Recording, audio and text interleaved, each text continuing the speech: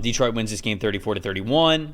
Top 5 graded players from the Detroit Lions in this one. Linebacker Jack Campbell is at the top of the list with an 85.5. Wide receiver Tim Patrick, a 73.9. Offensive guard Kevin Zeitler, 72.7. Safety Kirby Joseph is 71.2. And then wide receiver Jamison Williams is 69.7. Jared Goff in this game, 76.0. And then on Green Bay side of things, defensive tackle Kenny Clark with an 80.2. Wide receiver Dontavian Wicks is 78.6. Defensive tackle Devontae Wyatt, 74.2. Guard Elkton Jenkins is 72.9. Offensive tackle Zach Thomas, 72.0. And then Jordan Love, quiet first half, but really came on in the second half, 83.8 overall grade. Your stat that told the story here. Okay, so I did mention earlier about Jalen Hurts and Jared Goff, how sometimes the Lions are kind of better when they hide Goff. But there was times that they needed him in this game, and he executed this. One thing Jared Goff is going to do, he's going to throw it well over the middle of the field. That's what he does. We don't throw a lot outside the numbers in this offense. We throw right over the middle between linebackers and safeties. In the middle third of the field in this game, Jared Goff, 19 of 23, 191 yards, 2 touchdowns, 88.2 passing grade.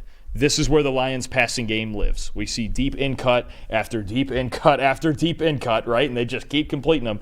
And middle of the field coverage is something that has been an issue for the Packers. It was certainly last year. This year they're forcing a few more turnovers, but it's still kind of a problem, especially with their linebackers trying to cover that area of the field. Jared Goff, most attempts of any quarterback in the middle third of the field this year, and since week 4, after a slow start, highest passing grade in that same area since week 4.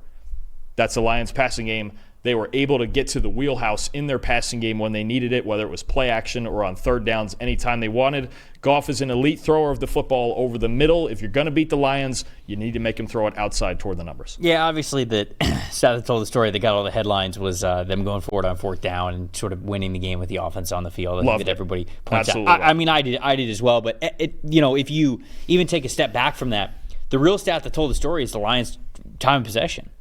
They just beat the crap out of you. They just never give you the football. That's the beauty of this team. And then when they do, the defense is so fresh. They're so aggressive. You have so little time.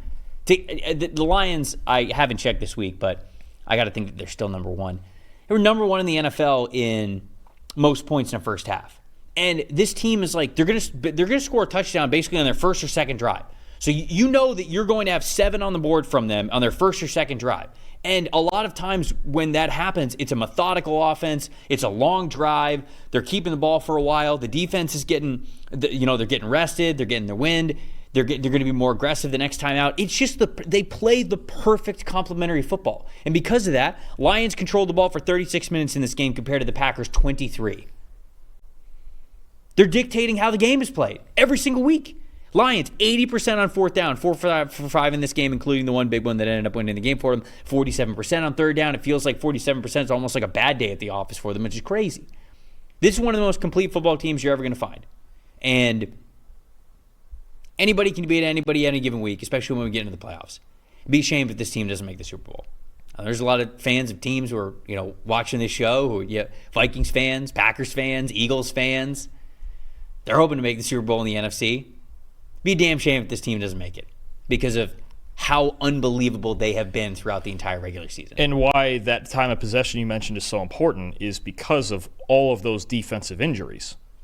Your defense has more your important, defense has a much better chance of success if they're only out there for 23 minutes as opposed to anywhere from 30 to 35. Right? And just updating that, they do 174 points they've scored in the first half of games this year, 36 more than anybody else. Crazy. They get off to good starts.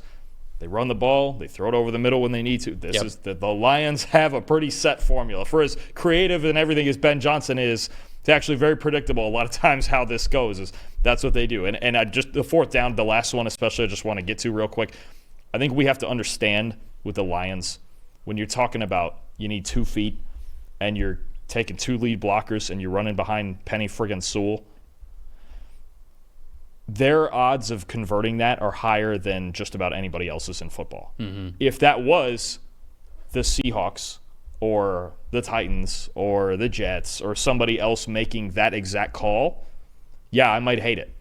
But because it's the Lions and because that's Penei Sewell and because this is Ben Johnson calling plays and getting into the strength of the formation and because it's David Montgomery who's really darn good in the backfield, their chances, we can't sometimes just do these things in a vacuum. Their chances of converting that behind that specific player are higher than anybody else's in football behind their right tackle. So, and again, I get the idea also with the banged up defense. I can't send him back out there. If Dan Campbell was probably thinking, if I kick a field goal, we're out of gas on the defensive side. Mm-hmm. We've given up 24 points in that half, in the second half. He already saw that they couldn't make stops. Everything about it to me made sense. I think I get it. It's aggressive, but the idea behind being consistently aggressive is that it works more often than not. Yes. It worked 80% of the time in this game. Yep. That's fine. If you told him every time it'll work, hey, this will work 80% of the time. He's taking it.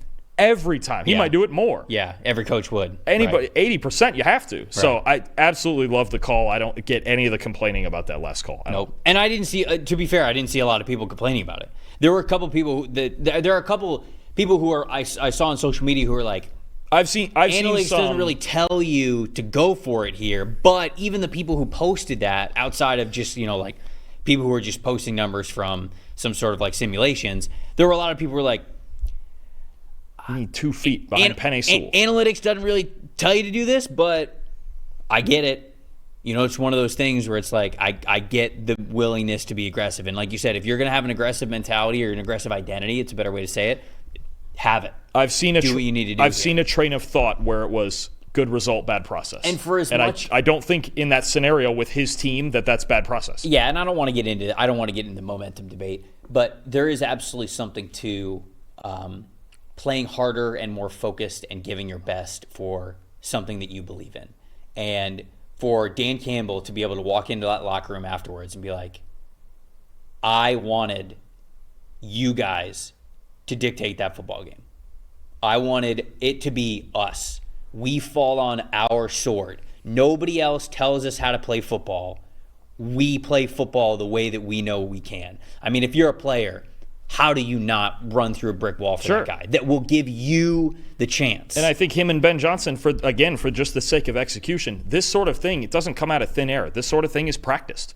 They work on this all week, for sure, every week. For sure. And to me, again, the odds are different when I have Kevin Zeitler and Penei Sewell as the guys I'm running behind. It's a different percentage than you might see in a vacuum on TV with one of those graphics. Mm-hmm. I think it is. I'd run behind Penei Sewell there too. I mean, wouldn't you? Of course. Especially with 2 lead blockers and David Montgomery. Yeah, I think it's a different. Look, I'm a proponent of, I can't remember, was it 4th and 1? What was it? They needed 2 feet. Yeah, so I'm a big proponent of, you can't pick up a yard, you suck anyways. I'm in on that. 4th and 1? Yeah. Go pick up a yard. Football is a tough game. People on the other side of the ball get paid. I understand that. And there are some fun 4th down stands that we have seen. I get it. And he's right. I get it. He's right. Go pick up a yard. He's right, especially with his defense right now, that there is a value in winning the game with the ball in your hands. Mm-hmm. Every coach says that. Mm-hmm. We want to either make the last kick in a close game like that, or we want to take a knee. We want to win with the game. We want to win the game with the ball in our hands, and that's what he did. I don't think there's anything wrong with it. Really quick, Jordan Love, 2 big-time throws, 8.7 big-time throw percentage. He's getting back to sort of that flamethrower type of Jordan Love, and I don't say that as negatively. I love that when Jordan Love is aggressive and when he is, pointing and shooting deep down the field. This Packers offense is a lot of fun, and we saw that, and that was a big catalyst for the comeback for them to be able to keep this game close to the very end. So I like that from Jordan Love. Most disappointing, Josh Myers, just overall PFF grades not great in this game. 61.9 passing grade this season, a 13.2 pass blocking grade in this game, 3 pressures allowed from him as the center. So just disappointing from him from a grades perspective. What about you? Most impressive, most disappointing? I'm going linebackers on both sides. Jack Campbell. Look, you need somebody to step up when there's 13 guys on IR, was it? I think something like that on defense. Jack Campbell, 85.5, career high grade, 83.3 run defense grade, had a hit as a pass rusher, no catches allowed, led the team in tackles. Jack Campbell, if you can build on this is the type of alpha middle linebacker performance. This is why they drafted this guy in the first round. And maybe if this is the game where it jump starts, he starts coming around, that's a big add. And then the Packers linebackers really struggled. Edgerrin Cooper was out in this game. Isaiah McDuffie, Eric Wilson, Quay Walker, they combined to allow 16 catches for 127 yards and 2 touchdowns. If your linebackers aren't good in space and they don't know where they're at in zone coverage especially, I mentioned Jared Goff throwing over the middle, that's who he's going at. He's throwing it right by their ear holes, and they were the victims in this one. Also, McDuffie and Wilson struggled in run defense. I still think at linebacker this is a work in progress, especially with Cooper out. The middle of this Packers defense, McKinney's great. We know he's great. The rest of it still needs some work. And I think that's really still the weakness for me for the Packers, is right in the inside, playing teams like the Eagles and Lions in the trenches. Thanks for watching, everybody. Make sure you like and subscribe the video. And if you don't have a PFF Plus subscription, you can get one to see all the premium stats that we talked about here on the show, plus the expert betting and fantasy advice over at subscribe.pff.com. The description is also right below, so if you are not a PFF Plus subscriber, you can become one today.